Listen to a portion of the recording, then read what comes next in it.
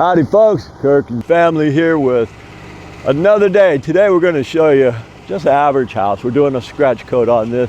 Dan gets the fun work of bringing us the mud. What you doing with my hat, man? Oh, this is my hat. It might as well be. Follow us back here, guys. We'll show you what we're doing. This is a typical day. Typical. In fact, it's another day at the office for us, and we're good at this. We love doing it. I look at it as like, really? You guys are going to pay me to work out? I hate going to a gym.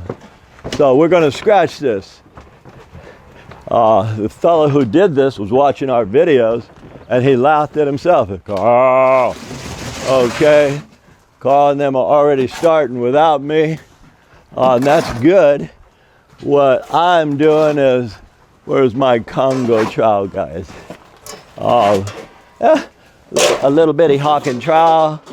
Let me get the real McCoy 18-inch Hawk, special order them, 20-inch trowel. What we're doing, guys, is we're going to just do a scratch coat. Now, usually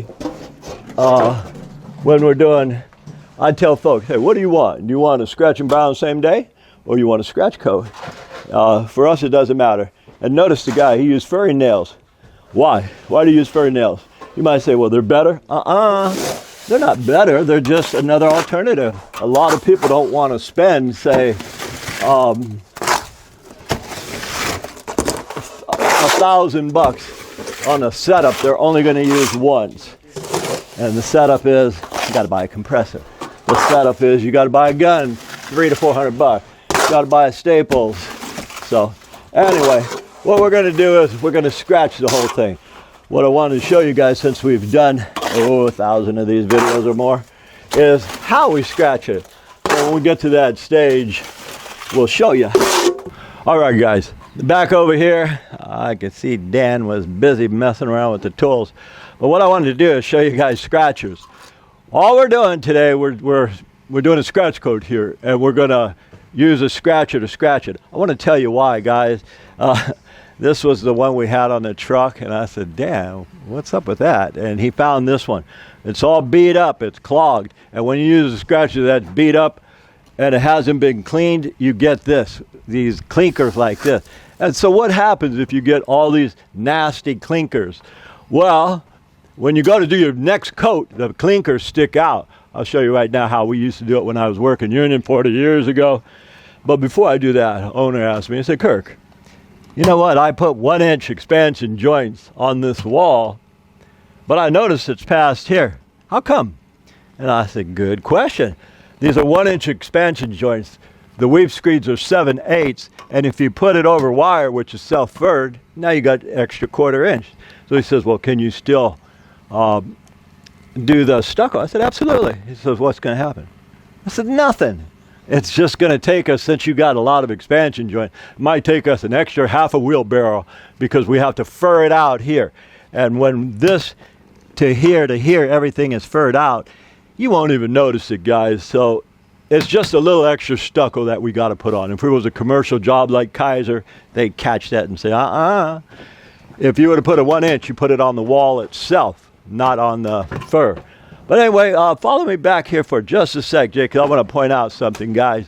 And this is kind of what's pretty important. When we worked union, that's just a whole bunch of guys working.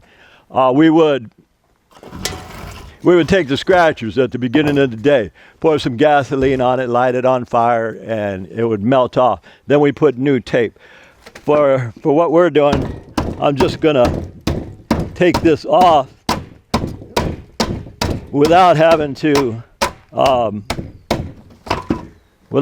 burn it, because somebody might get the goofy idea, well, I saw Kirk doing this, and then catch the house on fire.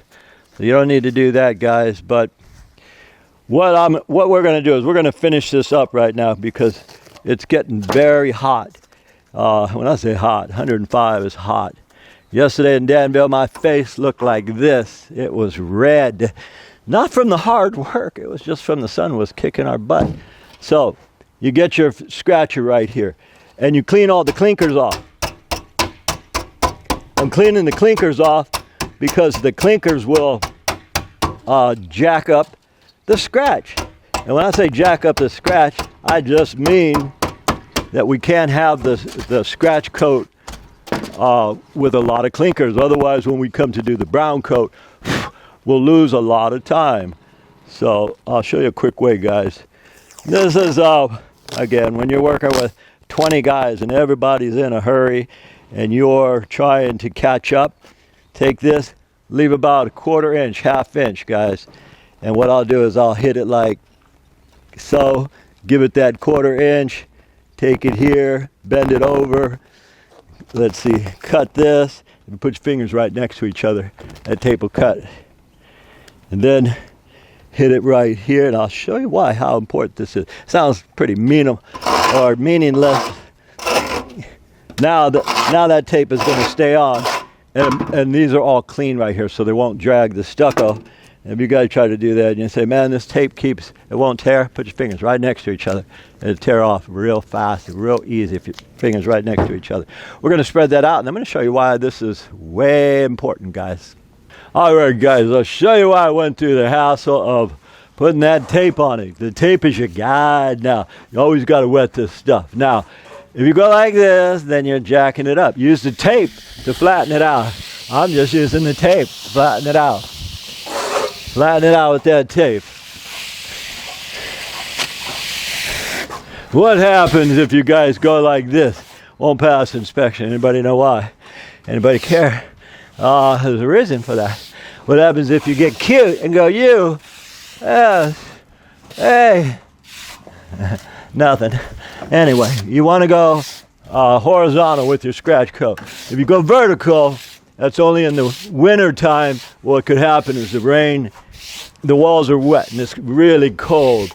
And so if you're going vertical, the stucco falls in it when you wet it and it drips out. So don't go vertical, guys.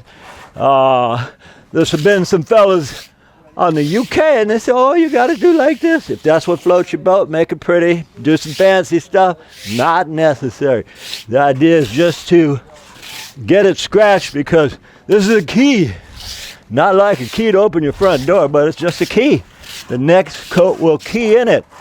When I worked with pump, this is all I do, 8 hours a day. I'd run behind them and just try to keep up with them. Anyway, that's a stucco key. You boys ain't done yet. I think it's like 105 now, guys, so we're hustling. We want to get out of here. It's almost 5. Anyway, my name is Kirk. Jason on the camera. Carl and Dan over there trying to avoid the sunshine so that Jay and I do all the hard work. Anyway, we thank you guys for watching. We'll see you guys on the next one. All right, folks, we want to thank you for watching how we do things in the stucco and plastering world. We really enjoy your questions and comments, so if there's anything you want to learn about that we can show you, please let us know in the comments. And as always, from the entire Giordano family, we'll see you on the next one.